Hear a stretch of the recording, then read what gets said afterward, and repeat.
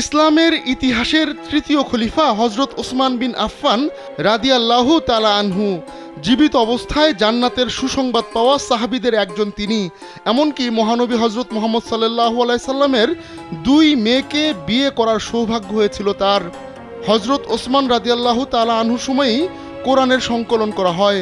তার দূরদৃষ্টি ও বুদ্ধির কোনো পরিসীমা ছিল না। নিজের বুদ্ধি দিয়েই তিনি মদিনার এক লোভী ও চতুর ইহুদিকেও করেন পরাজিত।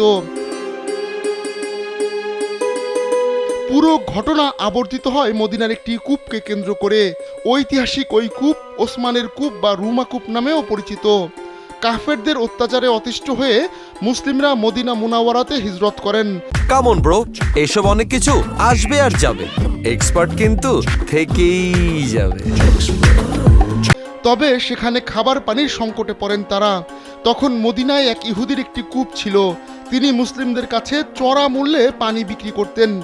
সেই কূপের নাম ছিল রুমা। মহানবী সাল্লাল্লাহু আলাইহি সাল্লাম বিষয়টি জানতে পেরে ঘোষণা দেন, তোমাদের মধ্যে এমন কেউ আছে যে এই কূপটি কিনে মুসলিমদের জন্য ওয়াকফ করে দেবে। এটা যে করবে আল্লাহ তাকে জান্নাতে একটি ঝর্ণা দান করবেন। ঘোষণা শুনে হজরত ওসমান রাদিয়াল্লাহু তাআলা আনহু ওই ইহুদির কাছে কূপ কিনতে চাইলেন, কিন্তু ওই ইহুদি ব্যক্তি কিছুতেই কূপ বিক্রি করতে রাজি হলেন না।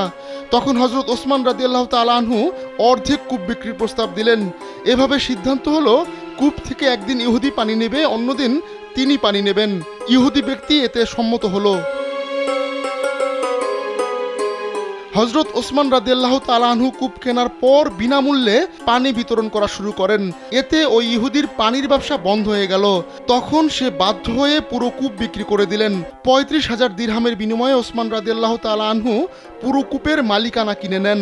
কূপের মালিক হয়েই তিনি ঘোষণা দিলেন, মুসলিমদের জন্য এই কূপের পানি কিয়ামত পর্যন্ত ওয়াকফ থাকবে। তা থেকে মুসলমানরা বিনামূল্যে পানি পান করবে।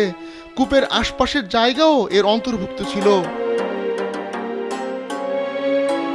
কালের বিবর্তনে সেই কূপটি এক পর্যায়ে বালির স্তরে চাপা পড়ে যায়।